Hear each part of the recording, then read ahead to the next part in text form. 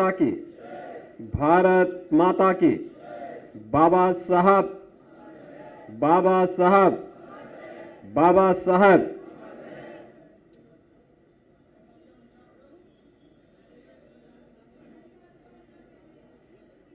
भारत रत्न बोधिसत्व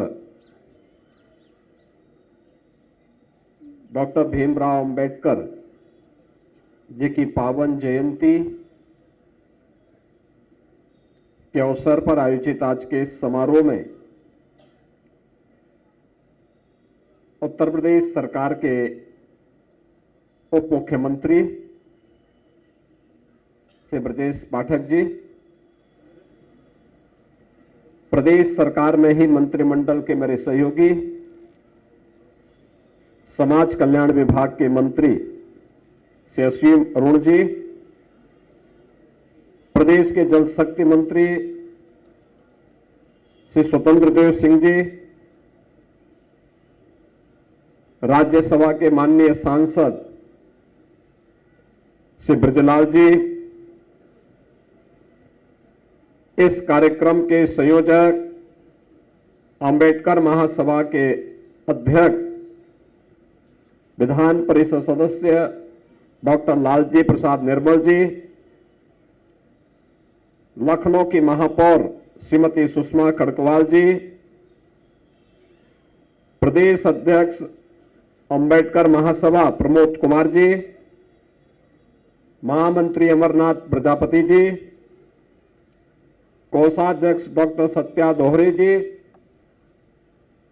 आज के इस कार्यक्रम में उपस्थित सभी बहनों और भाइयों, आज भारत माता की महान सपूत बोधिसत्व भारत रत्न डॉक्टर भीमराव अंबेडकर जी की पावन जयंती है।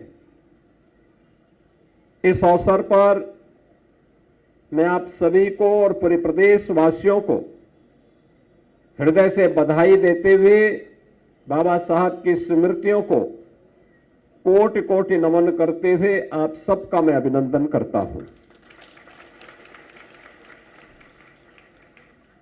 बहनों और भाइयों, जब हम बाबा साहब भीमराव अंबेडकर की बात करते हैं तो देश और दुनिया इस बात से अचंभित होगी, क्या एक सामान्य मनुष्य विपरीत परिस्थितियों में एक गरीब घर में पैदा होकर के और दुनिया की उच्चतम डिग्री हासिल करके उन कोटि कोटि लोगों के जीवन में जो वंचित थे, अभाव से ग्रसित थे, जिनके साथ मानवीय व्यवहार भी नहीं हो पाता था, उन लोगों के न्याय के पुरोधा के रूप में लोगों के लिए पूजनीय बन जाए। आज की पीढ़ी इस बात को सुनती है, दुनिया इन बातों को सुनती है, तो उन सबको लगता है कि एक सामान्य मनुष्य नहीं बल्कि एक महामानव रहा होगा, और वो महामानव कोई और नहीं, डॉक्टर भीमराव अंबेडकर जी थे, जिनकी पावन जयंती के कार्यक्रम के साथ आज हम सब यहां जुड़ रहे हैं।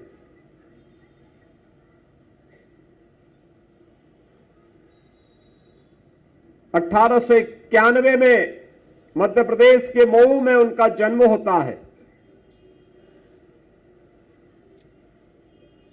और जन्म लेने के बाद उन्होंने प्रारंभिक शिक्षा अर्जित करने और आगे की पढ़ाई के लिए जब कार्य करने के लिए मन में उनकी विलक्षण बुद्धि, कुछ करने की एक तमन्ना का ये भाव जो उनके मन में था, इस कार्यक्रम के साथ जब वो जुड़े तो उच्च शिक्षा के लिए, उच्च डिग्री हासिल करने के लिए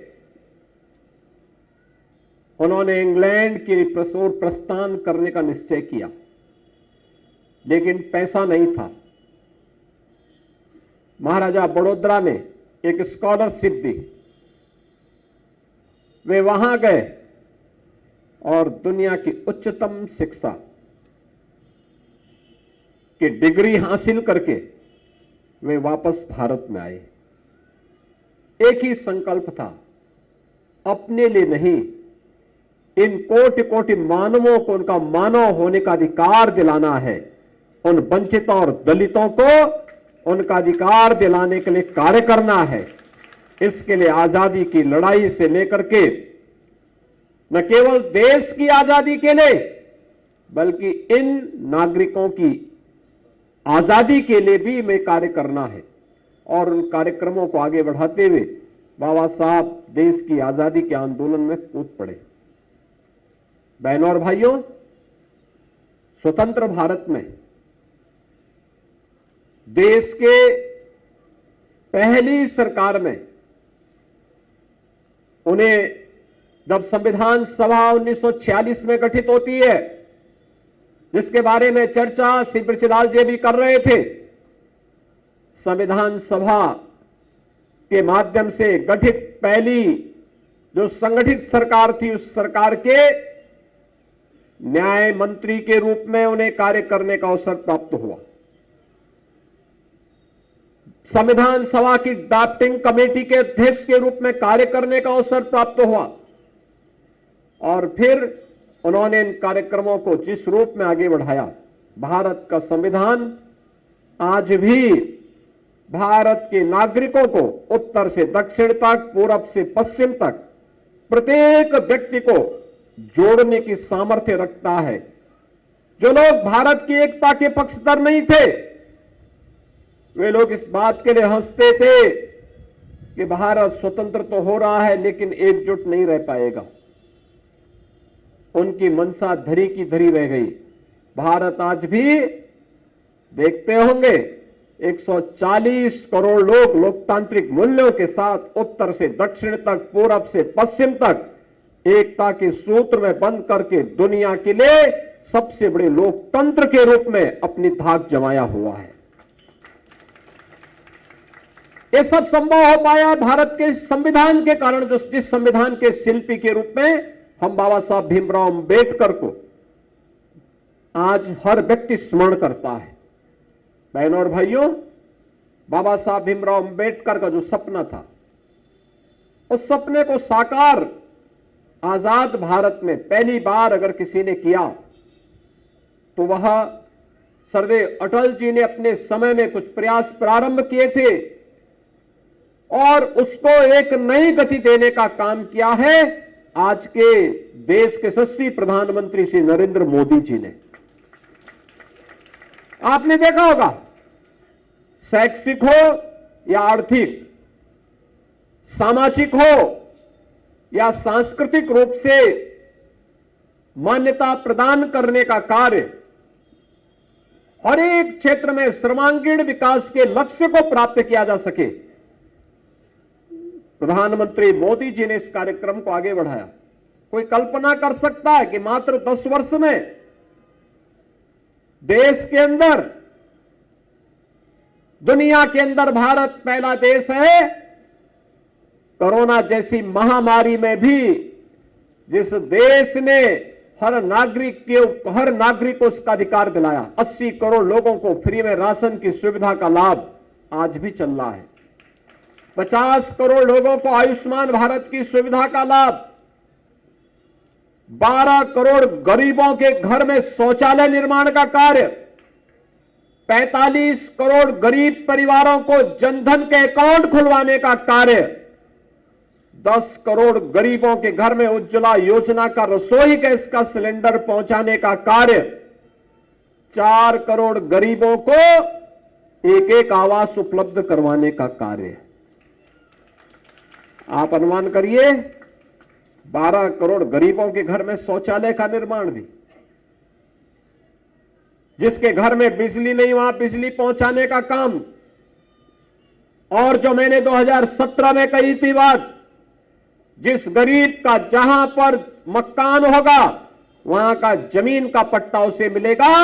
आज मुझे बताते हुए प्रसन्नता है कि आज जब हम लोग इस 8 वर्ष के बाद फिर से इस कार्यक्रम के साथ जुड़े हुए हैं, यद्यपि मुझे वर्ष में 2 या 3 बार इस कार्यक्रम में आने का अवसर प्राप्त होता है, लेकिन जब हम यहां पे उपस्थित हैं, मुझे याद है 2014 में, 2017 में जब मुझे यहां पे बाबा साहब की इस जयंती के कार्यक्रम में जुड़ने का अवसर प्राप्त हुआ था, मैंने तब भी निर्मल जी को फोन किया था। मैंने कहा मैं वहां आ रहा हूं कार्यक्रम में। उन्होंने कहा हमें बहुत अच्छा लगेगा, इसलिए मुख्यमंत्री नहीं आए थे इसलिए हम लोग ये मानते थे। मैंने कहा नहीं, कार्यक्रम में मुझे आना है, और मैं आया था। तब मैंने इस बात को कहा था, उस समय मैंने कहा था गरीब जहां पे रहेगा वहीं पे उसको जमीन का पट्टा देंगे, और जमीन के पट्टे के साथ साथ पक्का मकान भी उसे उपलब्ध करवाने का काम करेंगे। और बहनों और भाइयों, उत्तर प्रदेश ने अब तक 1 करोड़ गरीब और दलित परिवारों को जहां पे उसका आवास है वहां का पीएम स्वामित्व योजना के अंतर्गत उसकी घरौनी भी उसको उपलब्ध करवा दी है कि आपको अब कोई उजाड़ नहीं सकता है, उसका पक्का मकान वहां पे बन सकता है। और 56 लाख गरीबों को अब तक हम आवास की सुविधा वहां पर उपलब्ध भी करवा चुके हैं। बहनों और भाइयों, जो चर्चा अभी यहां पर श्री असीम अरुण जी कर रहे थे, असीम जी कह रहे थे कि आदरणीय प्रधानमंत्री जी की प्रेरणा से सरकार ने एक बड़े कार्यक्रम को अपने हाथों में लिया है, और वह लिया है जीरो पॉवर्टी का, यानी गरीबी रेखा से ऊपर उठाने का काम हर एक गरीब और वंचित को करना है। पिछले 8 वर्ष में सरकार ने कुछ किए, जैसे मुसहर जाति के लोगों के लिए, बनटांगिया के लिए, थारू के लिए, सहरिया के लिए, बुक्सा के लिए, चेरो के लिए, गोड़ के लिए, पोल के लिए, इन सभी को पूरी तरीके से सिचुएट करने का काम, जिसके पास जमीन नहीं जमीन, जिसके पास मकान नहीं मकान, जिसके पास शौचालय नहीं शौचालय, जिसके पास पेंशन की सुविधा का पात्र है नहीं मिला पेंशन की सुविधा, जिसके पास राशन कार्ड नहीं राशन कार्ड, जिसके पास आयुष्मान का कार्ड नहीं आयुष्मान कार्ड, इन्हें सिचुएट किया गया है। और अब उसी क्रम को आगे बढ़ाते हुए जीरो पॉवर्टी, यानी कहीं भी गरीबी न रहे, कोई वंचित न रहने पाए, उसे सभी प्रकार की सुविधाओं से युक्त करने के लिए, सिचुएशन के लक्ष्य को प्राप्त करने के लिए एक बड़े कार्यक्रम को हमने लिया है। और मैं आज यहां पे कह रहा हूं कि बाबा साहब की पावन जयंती है, 14 अप्रैल है, और याद करना हम लोग पहले चरण में ऐसे 14 से 15 लाख परिवारों को जोड़ने जा रहे हैं जिन लोगों के पास सभी प्रकार की सुविधाएं एक मुश्त उन्हें उपलब्ध करवाने के कार्यक्रम को इसी महीने हम उसको आगे बढ़ाने जा रहे हैं। मान के चलिए कि हर ग्राम पंचायत में 20 से 25 ऐसे परिवार होंगे जिन्हें आज तक बहुत सारी सुविधाएं नहीं मिली होंगी। वह सुविधा सरकार उपलब्ध कराएगी, डबल इंजन की सरकार उपलब्ध कराएगी। और इस सुविधा को मैं बाबा साहब की 134वीं पावन जयंती के अवसर पर बाबा साहब को ही समर्पित करना चाहता हूं। ये योजना उत्तर प्रदेश में बाबा साहब के ही नाम पे जानी जाएगी, बाबा साहब को ही समर्पित होगी, उन्हीं के नाम पे जानी जाएगी, क्योंकि देश के अंदर शैक्षिक रूप से भी, सामाजिक रूप से भी और आर्थिक रूप से भी समुन्नत करने का जो दर्शन बाबा साहब ने दिया था, उत्तर प्रदेश देश की आबादी का सबसे बड़ा राज्य है, और आदरणीय प्रधानमंत्री जी के नेतृत्व और मार्गदर्शन में उत्तर प्रदेश देश की सबसे बड़ी आबादी का राज्य होने के बावजूद पहला राज्य होगा जो अपने को जीरो पॉवर्टी के लक्ष्य को प्राप्त करने की दिशा में कदम बढ़ाएगा। और उस कार्यक्रम के साथ आप सबको जुड़ने का भी मैं आह्वान करता हूं, उस कार्यक्रम के साथ जुड़ने का आह्वान करता हूं। दूसरा, हम लोगों ने एक और व्यवस्था की है। मुख्यमंत्री सीएम युवा उद्यमी स्कीम, जिस कार्यक्रम के अंतर्गत कोई युवा उद्यमी और खासतौर पर अनुसूचित जाति जनजाति और अति पिछड़ी जाति से जुड़े हुए गरीब युवा जो मार्जिन मनी भी नहीं रख सकते हैं, उन लोगों के लिए हम लोग इस स्कीम को लेकर के आए हैं।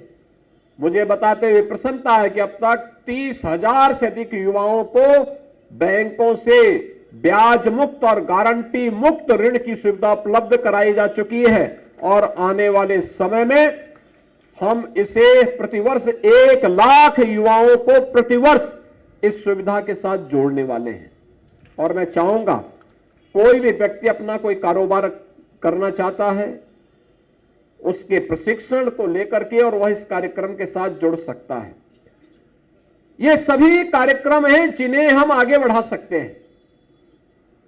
यहां पे निर्मल जी ने ग्राम पंचायतों के सामुदायिक शौचालय के बारे में चर्चा की थी।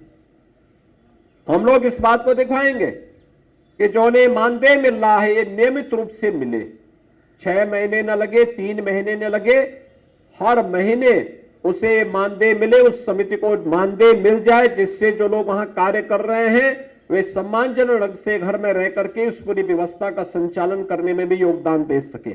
और ये व्यवस्था सरकार तत्काल लागू करने के कार्यक्रम को आगे बढ़ाएगी। बहनों और भाइयों, जब हम यहां पे आज बाबा साहब की पावन जयंती कार्यक्रम में जुड़े हुए हैं, याद रखना इतिहास की घटनाएं अपने आप में एक सबक भी होती है। और जो चर्चा यहां पे ब्रजलाल जी ने की थी,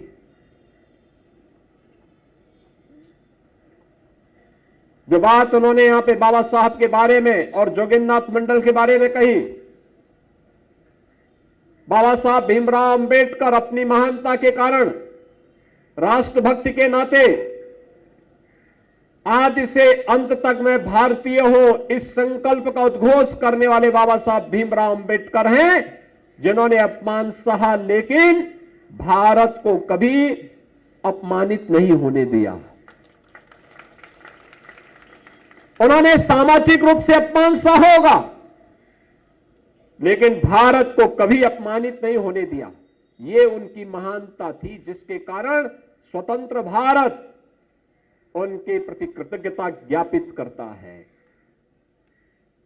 और ज्ञापित करने के कारण ही आज बाबा साहब भीमराव अंबेडकर की जयंती पूरे देश के अंदर मनाई जा रही है, भव्यता के साथ, सम्मानजनक ढंग के साथ। आपने देखा होगा कल बाबा साहब भीमराव अंबेडकर की जहां जहां प्रतिमाएं लगी हैं, जहां जहां पार्क हैं, जनप्रतिनिधिगण, सांसद, विधायक, जिलाधिकारी, पुलिस अधीक्षक, सीनियर अधिकारीगण उन पार्कों की सफाई में लगे हुए थे, मूर्तियों की सफाई में लगे हुए थे। और आज पुष्पांजलि कार्यक्रम के साथ पूरा प्रदेश जुड़ा हुआ है, पूरा देश जुड़ा हुआ है। यह है कृतज्ञता ज्ञापित करने का सबक, यह है कृतज्ञता ज्ञापित करने का परिणाम। देश के अंदर बाबा साहब की पूजा हो रही है, लेकिन मैं कहता हूं इनमें से एक भी व्यक्ति नहीं बता सकता कि जोगिंद्रनाथ मंडल कब पैदा हुए और कब उनकी मृत्यु हुई और कहां हुई। मुझे लगता है ब्रजलाल जी जैसे कुछ पढ़े लिखे लोगों को छोड़ दें तो स्वाभाविक रूप से कोई नहीं, क्योंकि वो तो इतिहास के सबक के बारे में उन्होंने लिखा भी, इसके बारे में इतिहास की गलतियां हमें माफ नहीं करती है।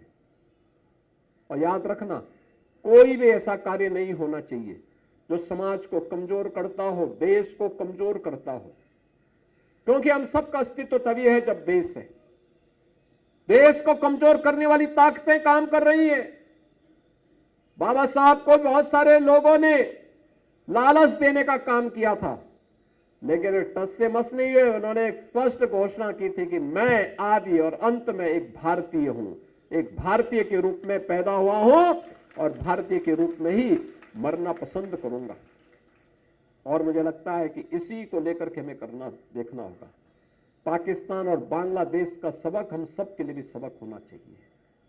मोदी जी ने उन्हें, उन दलितों को, उन वंचितों को सम्मान दिलाया। बाबा साहब के पंचतीर्थ हो या जो पाकिस्तान, बांग्लादेश, अफगानिस्तान में पीड़ित और प्रताड़ित मानवता थी, उन्हें भारत के अंदर शरण देकर के भारत की नागरिकता प्रदान करने का काम भी किया। लोगों ने आंदोलन करने का प्रयास किया, व्यवस्था बिगाड़ने का प्रयास किया। इस कांग्रेस से समाजवादी पार्टी बाबा साहब के जीते जीते ये लोग उन्हें अपमानित करते रहे। और उनके न रहने के बाद उनके मूल्य और आदर्शों को कहीं स्थापित न होने दे, इसके लिए इन्होंने कार्य किया। बाबा साहब का स्मारक दिल्ली में नहीं बनने दिया।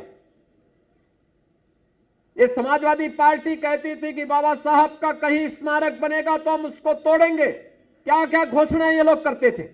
लेकिन आज बाबा साहब को सम्मान मिल रहा है। बाबा साहब के मूल्य और आदर्शों के प्रति पूरा भारत आज उन्हें सम्मानित कर रहा है और कृतज्ञता ज्ञापित कर रहा है। हम सब बाबा साहब के मूल्यों के प्रति जागरूक हों। जो उन्होंने कहा था शिक्षित बनो, शिक्षा के प्रति जो उनका आग्रह था, शिक्षित रहेंगे तो हम लोग भटक नहीं पाएंगे। आज सरकार सुविधा दे रही, हमें उसका लाभ लेना चाहिए, अपने बच्चों को पढ़ाना चाहिए। बाबा साहब के समय में तो उसका भी अभाव था।